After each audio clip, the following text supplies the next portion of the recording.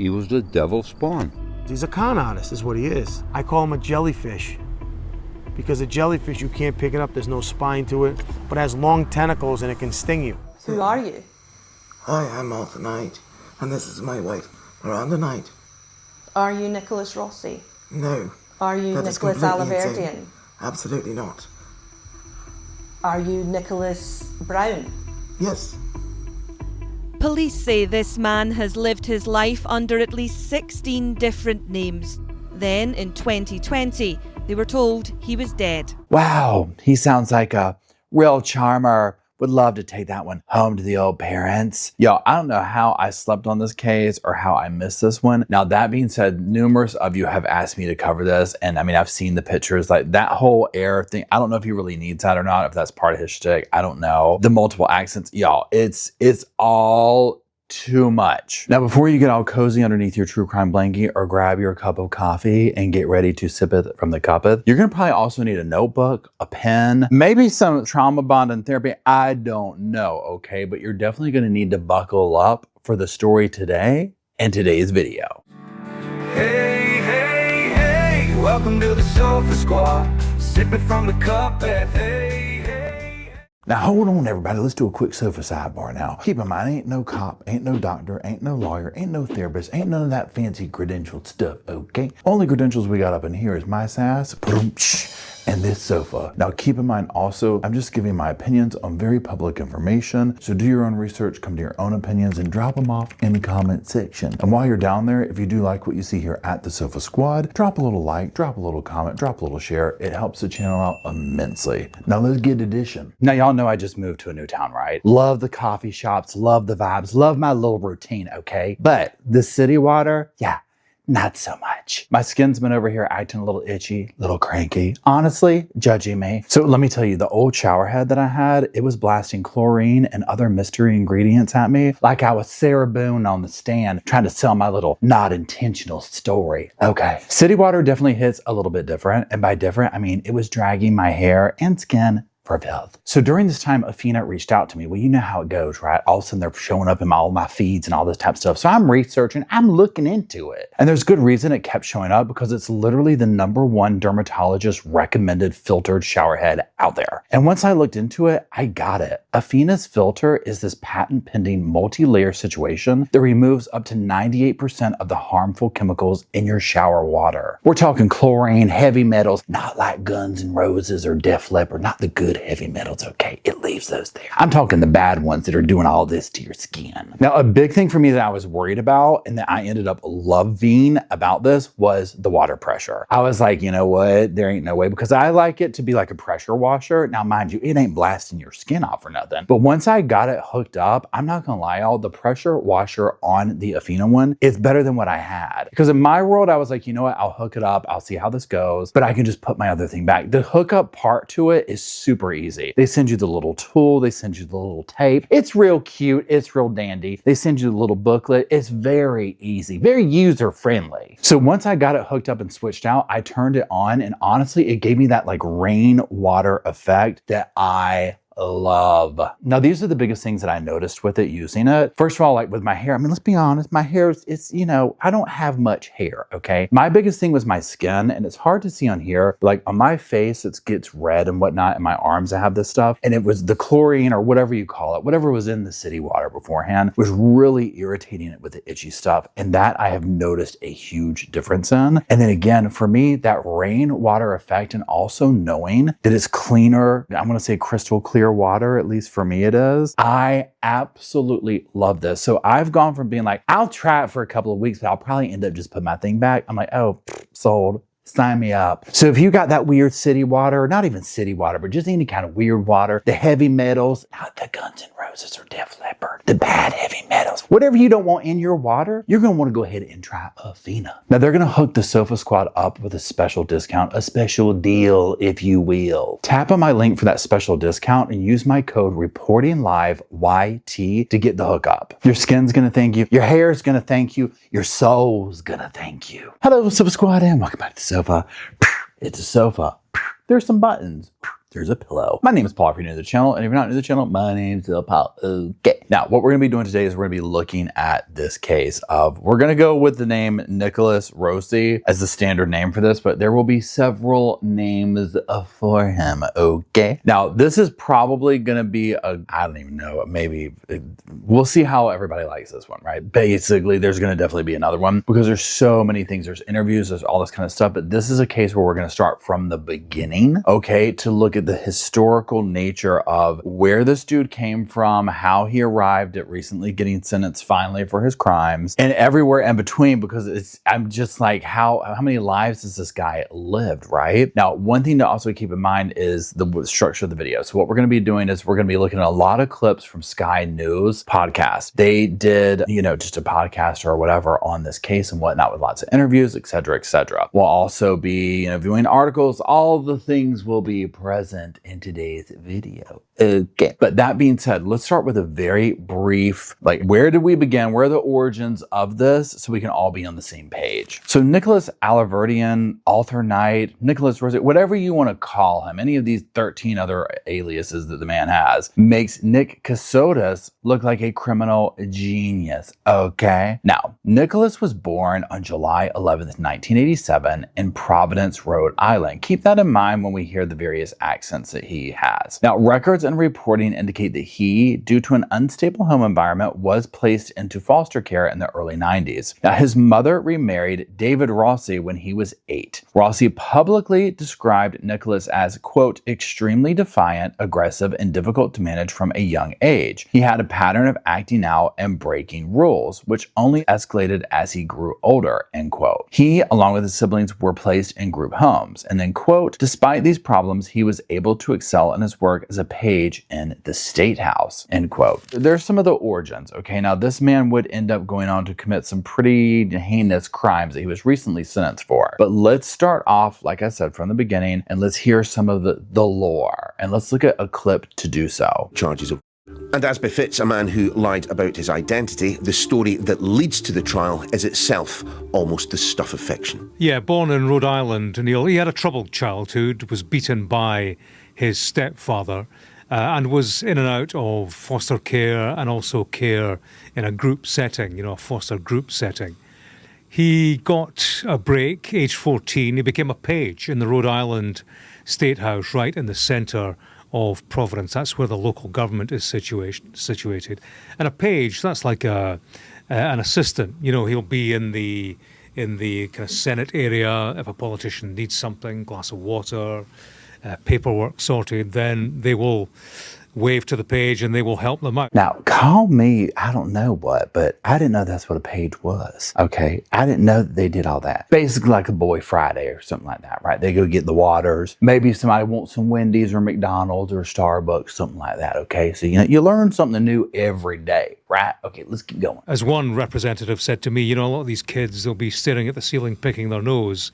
This guy, this Nicholas Alahverdian, as he was called at the time, he read up on the politics, the bills. He was tuned in to the political process and, clever. The most common word used by those who knew Nicholas Alahverdian during his time here at the State House was persistent. They say he was a man who refused to take no for an answer. Chair, thank you. And I want to thank Chairman Abney for stopping in as the committee was beginning. I first want to applaud the connectivity, the synaptic connectivity between Director Piccola and attorney Jennifer Griffith, child advocate Jennifer Griffith. They seem to be working together very cohesively and cooperatively. And I think that is a sea change. A welcome sea change since the administration's passed in both the Office of the Child Advocate and the Department of Children, Youth and Families Director's Office. So I think if we are to confront the pandemonium that consistently confronts the Department of Children... Nicholas Alahverdian returned to court for a restraining order tied to his battle with the DCYF. It is the latest turn for this 23-year-old, who at 14 was a legislative page. But a year later, he was living in a series of DCYF-funded group homes, where he says he was a punching bag for the other kids. Every day you were beaten. Every day in Florida, every day in Nebraska, every day in Rhode Island. Every day, Nicholas. I show every day. I chose to fight for the rights of myself as a kid in DCYF care and fight for the rights of those who were actually beating me up. Most of the social workers that I know mean well, but they are not given the resources, they are not given the time, they don't have the abilities to do what they need to do to get their job done, and that's unacceptable. It's horrific. Now, again, take note of all the different accents that we're hearing from him, right? Like, this is one of the dynamics of his different personas that he plays, and I'm just like, he is definitely invested, right? Now, also look at the irony, especially as we learn more about his story of him. And again, people like him, I never know what to truly believe. I mean, obviously there is some documented truth in what he's saying, right? And maybe he started off with these good intentions, but what I'm talking about with irony is look at where we ended up. Like, the abused becomes the abuser, and we often do see this of almost like the old adage of hurt people hurt people. And with him, this will play, to me, a prominent role in this. Now, another thing, listening to him talk about, like, I was getting beat up and I was doing this and I was doing that, and hearing the other people that, worked around him as, when he was a young person at Page and kind of like getting his chops in, so to speak. My thought process was how sad that he could have taken all of that energy, because he sounded like a go-getter to me, right? He could have taken all of that energy and put it into something truly productive, which does sound like he was beginning to do that. So it's like, what happened along the way? Now, this job enabled him to make the necessary contacts to work on legislative reform. The trauma he endured within the state system informed the next public phase of his life. He moved to Ohio, but that's where this violence in his childhood manifested itself very much in adulthood in a very dark and sinister way. He met online, actually MySpace. Now, this is what I'm talking about. Something clearly takes a turn, something takes dark, and maybe all the trauma that was inflicted on him did whatever, and it started to manifest itself and come out towards other people. Let's go ahead and hear from a victim. A woman by the name of Mary Grabinski. They met for coffee, to chat, and he asked if he could escort her to her class on that day that they met. He did so. She found herself in the basement of a building with him in a corridor on her way to class, and there he sexually assaulted her. He keeps trying to kiss me. He's holding me up against the wall. He has, he's putting his hands up my shirt and down my pants, and I just want to leave. I tell him, I want to leave, and he tells me, shut up, I'm almost done. This happened in January 2008, and he was then sentenced in May of that year. He gets sentenced. The judge does find him guilty in my case. He had to register as a sex offender every year for 15 years. And that part was hard for me because I was like, well, what if I'm ruining his life? But at the same time, I was like, if someone could have spoke up and prevented what happened to me, would I have wanted them to? Yeah, I was like, let's end the cycle here. Let's get it documented, because I don't know why, but it felt very orchestrated and rehearsed. Now, this is one thing I wanted to take from this clip right here. Notice how she said in there, I felt bad. Was I ruining his life? Look at the nuances that victims go through when you want to get into the conversation about victims not speaking up and this, that, and the other, and blah, blah, blah, blah, blah. These are the many different layers of, and I don't know if the correct thing is to say guilt, whatever, that can keep people from talking. But then you also heard her say, would I want someone to share their story so that this wouldn't have happened to me? And she went forth with it, and thank God she did, right? Now, sadly, Mary's victimization from Nick, it didn't end there. He launched a full-scale cyber war on her. He published numerous articles and blogs portraying her as a false accuser. In these, he smeared her character and portrayed her as a sex-crazed psychotic. He was doxing before doxing was even really a thing that we hear about. The master manipulator fabricated evidence. Authorities believe that Nick created a fake social media post intended to make it look like it was from Mary's account. The post was designed to support his version of events and where he would ultimately be the real victim. Now, it doesn't end there. Let's hear from another victim. Indeed, Neil. Yeah, he married several times. His second marriage was to a woman by the name of Katherine Heckendorn. That was in Ohio. They met via a church group, and I think that was the context of trust that encouraged her to like him, to feel endeared towards him. They married very quickly, and upon that marriage, she immediately regretted it. She found herself pretty much a prisoner in her own home. He abused her was violent towards her, would lock her in the bathroom sometimes for 2 days at a time. And indeed, Katherine Heckendorn, she recorded some of the abuse that she suffered. It is a chilling tape of essentially her trying to fight him off. Give me your phone. Give me your phone. Stop ignoring me! What are you doing? I'm getting out of this negative atmosphere. No! Stop it! No! No! Stop! He said, I want you to meet my wife, Katherine. We met at a restaurant in downtown Providence, a fancy restaurant called Fleming's. And talking to his wife, very lovely girl, pure as snow, salt of the earth, very religious. So we parted ways, and then they went back to Dayton, Ohio. She called me up a couple of weeks after that, and she was horrified into the phone. Nick was locking her in the bathroom. He stole her identity. He got credit cards in her name. And I said, you call the police? She goes, I call the police. I'm going to get away from him. Well, what was your reaction when you got that phone call? I was horrified. I couldn't believe it. I started Googling Nick's name, and I used all his alias. He's a dangerous kid.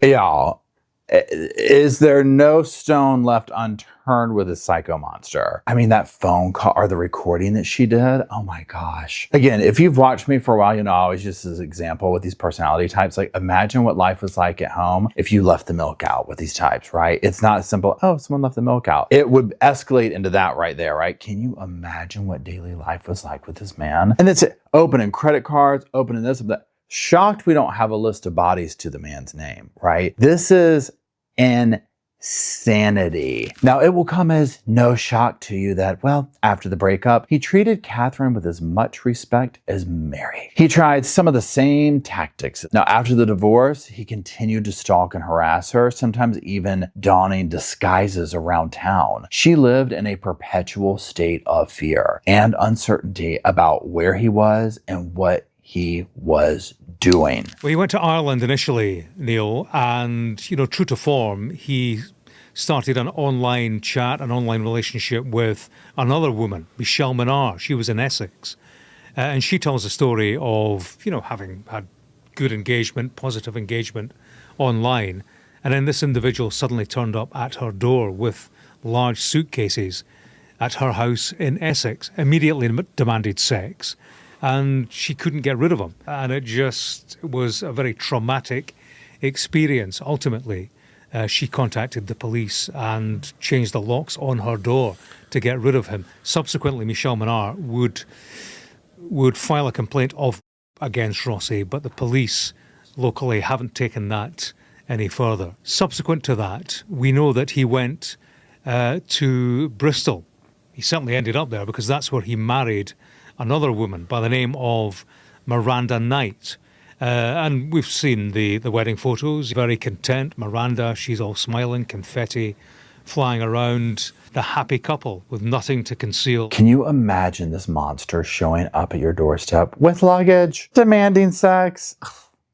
That little airbag be trying to hit you. Hey, baby. Oh my God. Does anybody know? I don't know the time of this recording, so I'm just like freely speaking here or whatever. Does he truly need the air stuff? Because when they show the pictures of him with that one airbag, like in court and stuff like that, to me, it's giving, I took this from an airplane, right? Like it's giving like, you know, I'm trying to do this for attention. I don't know. But like also, you know, those shows that are like scariest roommate ever. Who the bleep did I marry? Y'all, again, how this man doesn't have just a plethora of bodies to his name is beyond me, okay? This guy is scary. I can't get past the fact that he just showed up at her doorstep with luggage. But also, if you think about it too, people like him seem to like marry and date it's almost like their job, right? They're like freeloader type people, so it's like they have to do that. Now, he seemed to be able to make money, and I mean, he was doing stuff, but along the way, I don't know. I mean, one can never make sense of why somebody chooses to victimize other people in this way, right? I mean, who knows? And, you know, that's referenced in court cases that have taken place. Ultimately, that first attack that he committed against Mary Grabinski, that has essentially reeled in Nicholas Rossi, because at that time, a DNA sample was taken in connection with that attack. Police, when they looked at that sample, they realized there was a connection to a separate in Utah in 2008. That's what turned their attention towards Nicholas Rossi, and that's what made them want to arrest him a second time. So now, of course, not only is this man like guilty of all this kind of stuff, like these terrible things that he's doing, but he's also desperate. And what do desperate times call for? They call for desperate measures. What would be the most logical thing to do in this next step if you were Nick Rossi? Fake your own death. The very last time I talked to him, he called me and goes, Rep. I said, Nick, what's the matter with your voice? I'm dying. I'm in a hospital bed.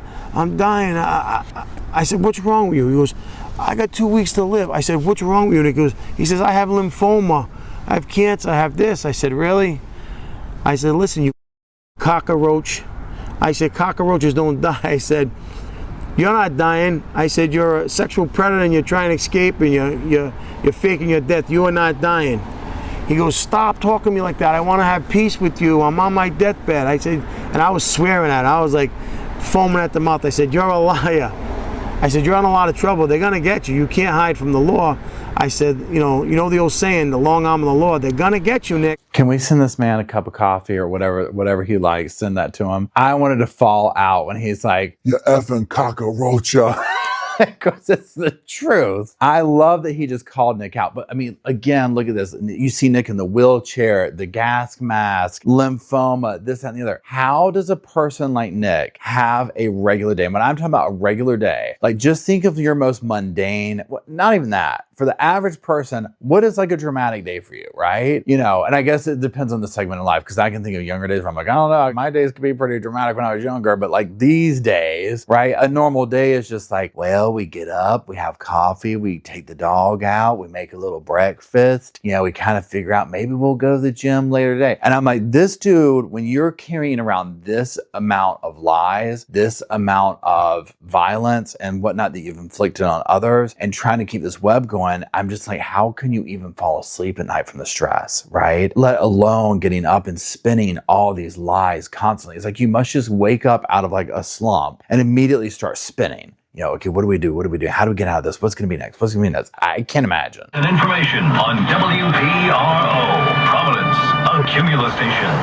Sad news to pass along. A voice you've heard on the air here on WPRO. Nicholas Alahverdian, he has passed away from a long battle with cancer, leaving his wife and 2 children. Nicholas Alahverdian was 32. His passing is a very, very sad incident for us, and may you rest in peace, Nicholas. Next thing I hear a call from his wife, which I didn't know he was married. She's asking me to present the official proclamation of the passing of Nicholas Alahverdian as a memorial from the State House official.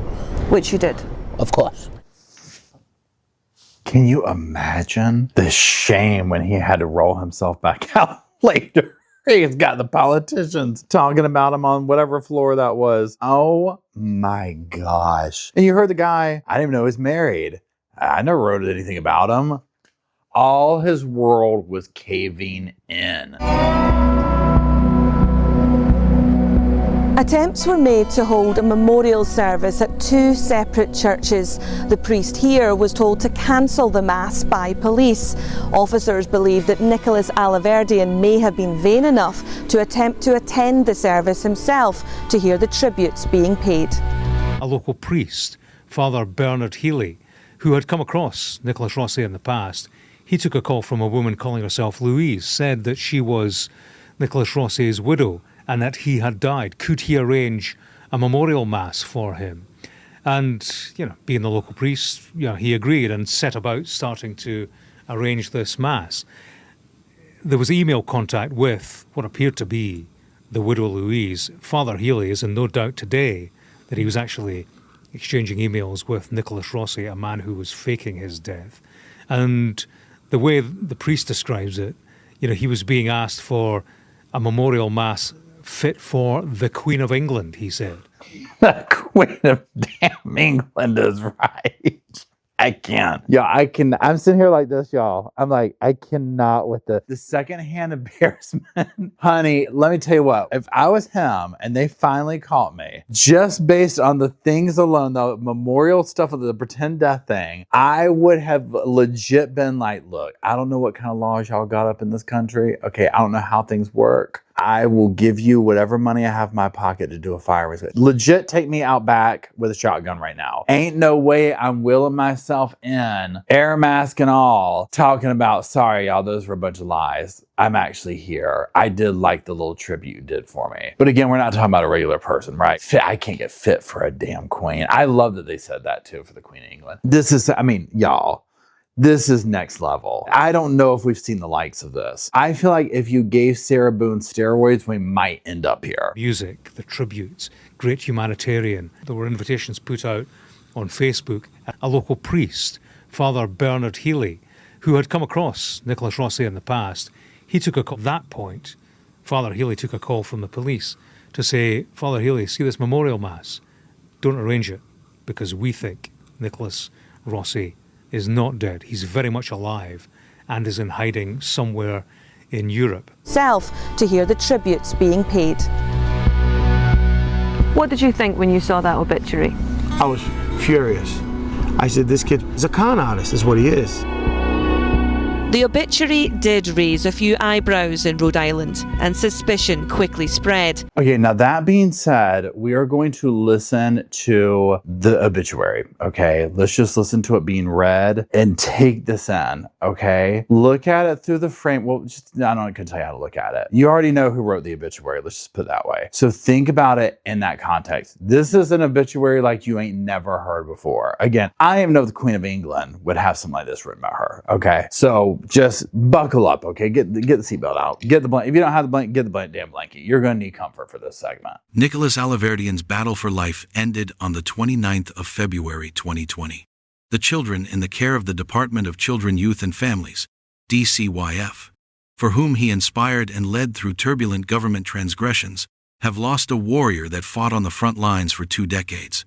Mr. Alahverdian died 2 months after going public with his diagnosis of non-Hodgkin lymphoma. He was in his 32nd year. At the bedside were Mrs. Alahverdian, their 2 children, and extended family.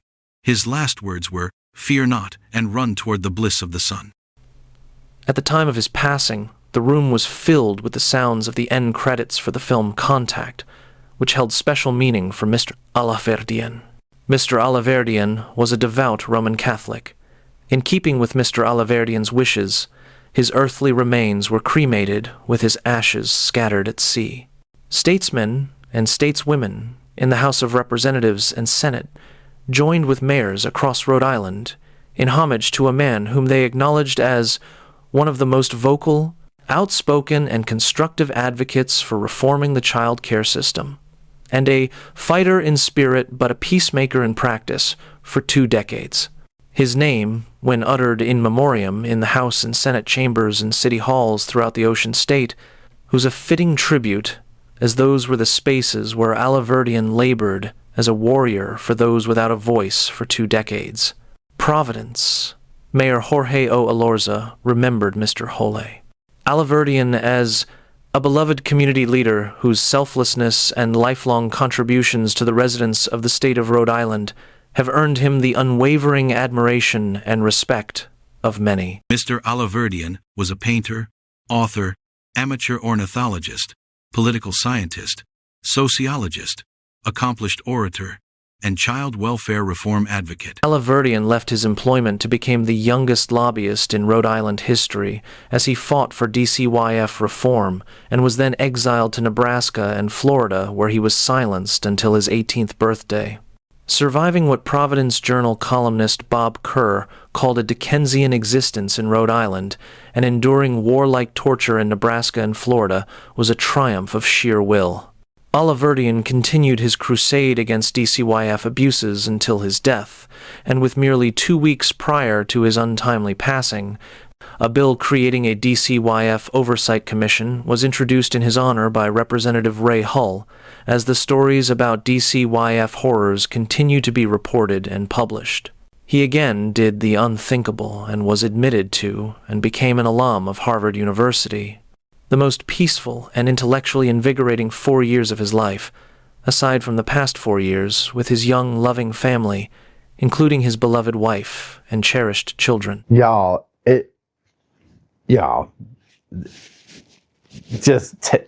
cannot with that. Imagine, he sat there, honey, he worked on that. That was his masterpiece right there. That was his Picasso right there. He loved that. The torture he received in Nebraska. You would have thought, I was waiting for it. He gave mouth to mouth to a family of whales that had washed up on the beach. I cannot with this. This is so over the top. It's literally, and all those big fancy words in there too. What did he not do? Right? This person should be 300 years old with all the stuff that he's claiming to do. All the accolades. Now, at the end of the day, he's nothing more than a PDF file, right? I mean, literally, just an absolute abhorrent human being. But, I don't even know what the word for this is. I don't know if it's psychopath, narcissist, scumbag, all the above. I don't know. So that's what I think of the obituary, but let's see what the locals had to say.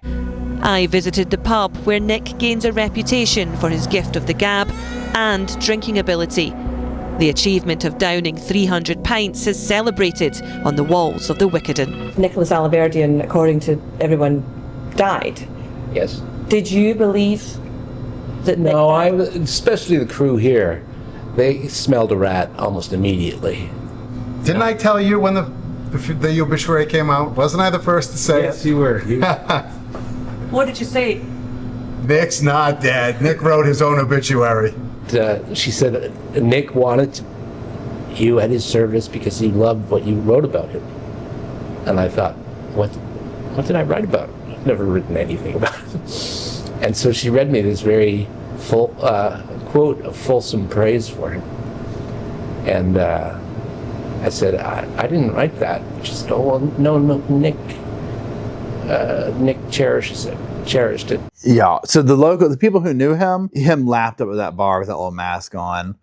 They already knew, right? But again, that's such a weird obituary because it does sound so self-serving. It's written with a passion that only would come from a person writing about themselves. That's obviously a little bit off kilter, right? Because it was almost like, almost like a kid wanting to get like their moment. Okay, you know how this is very niche, but just work with me here for a minute. Okay, you know how in that movie, A Christmas Story, where Ralphie is having that imaginary thing back, where he has his moment and he goes back home and he's like, I'm blind. And the parents like, what happened, Ralphie? Ralphie, tell us, boy. What is it? And he's like, no, I couldn't. And then he's like, it was poisoning from soap. And if you haven't seen it, his mom would wash his mouth out with soap, and he had this moment of going back and like that. That is that moment, that very niche moment, like childhood fantasy of getting back and all that. That is what that letter is, or that obituary. The thing I found interesting, and actually I found this interesting through the 3 interviews that we conducted, was that now and again he would insist on injecting a thought about Nicholas Rossi, a thought for this criminal on the run. Things like, one thing people should be asking is, the DNA sample that nailed this guy. Why did it take so many years for that to come out? I think that's a question for people accusing him. So it was almost as if he was conducting the defense for the individual that he said he wasn't, but actually, the very individual who was looking me in the eye. We were going to run this story, who he was and kind of his background here and how things got to where they were, and we interviewed people who had known him. And the day before the story was going to run, Arthur Knight called our newsroom looking to talk to the boss, and basically talked to my boss on the phone for about an hour. I did an interview with him and his wife, and that was kind of the first one, and it snowballed from there. And then he would keep calling and trying to say, you should look into this and you should look into that, and things about the prosecutor in Utah. But it just struck me as, why would somebody who claims they're not the person from Rhode Island care so much about what the news is reporting in Rhode Island? Except these are the news media outlets that he would have grown up watching and listening to and reading. 100%. Now these interviews and that part, that's going to be a separate video that we're going to do. Just stay tuned on that one. Let's watch one last clip here. The truth needs to be known. So why am I speaking to you? Why is my wife speaking to you? Because we care about our life and our love. Yeah, I remember one time he was coming back out of a prison ambulance to get to court. And I said to him, well, is the game up for you? And he said, no, the game's afoot. The gall to sit there and do that. And notice the different accent. No. The ruse. I have so many questions for the wife. Now let's do this. So like I said, that's gonna be the next segment. Let's zoom out a little bit and do like a overall where we started and where he ended up. Okay, y'all, so let's look at the full arc of what happened to Nick Rossi, also known as Nicholas Alahverdian, also known as Arthur Knight. So Nick was born Nicholas Alahverdian back in Rhode Island in 1987. And from early on, he was cycling through identities like he was picking usernames on AOL. Now look, over the years, he stacked up accusations of fraud, sexual violence. By 2008, he was tied to 2 R cases in Utah. Those cases eventually went dormant, but DNA, it doesn't forget, even if Nick desperately wanted everyone else to. By the late 2010s, he took his one-man rebrand international, slipping into the UK and eventually pulling off what might be his wildest stunt, which is saying something, faking his own death. In early 2020, the world got a press release saying he had died of cancer. Spoiler alert!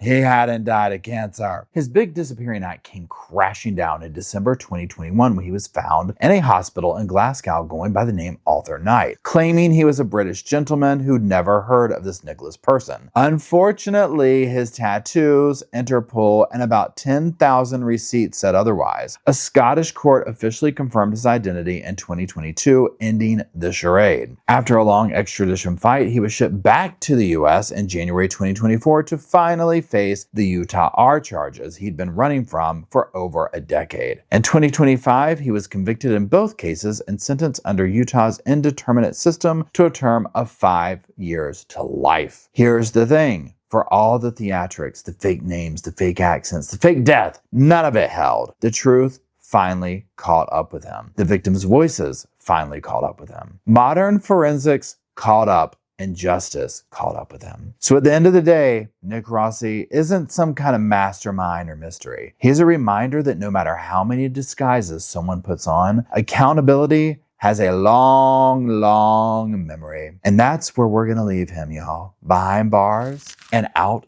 of Aliases. Now, y'all, this has been kind of a long video, so I do appreciate it if you are still watching. Let me know if you want follow-ups on this, if you want to do the interviews, all that kind of stuff. If y'all are interested in it, we'll keep going down the rabbit hole on this guy because it is dark and nasty and deep and all the things, right? So that being said, if you could, let me know that in the comment section. And while you are there, if you could drop some little pillows off for myself, Roscoe and Spirit, the boys on their sleeping pad, and you, the most important, the Sofa Squad. You make the channel possible. It would not be here without you, and I'm greatly appreciative of it. And until we all gather down there in that comment section to do all that, I'll see y'all soon. I just wanted to say thank you again for watching the whole video, and also thank you for being part of the Sofa Squad. Special thanks to all the Patreon members, channel members from both of my channels, everybody who likes, shares, subscribes, comments in the comment sections. It helps the channel out so much. Now don't forget, I do have that other channel, the podcast channel. That's where we go live, we hang out, we talk. We have kind of sort of a schedule, but just be sure and check it out. I'll put it up here on the screen. And then like I said in the beginning of the video, if you want to follow me and Roscoe on the Instagram,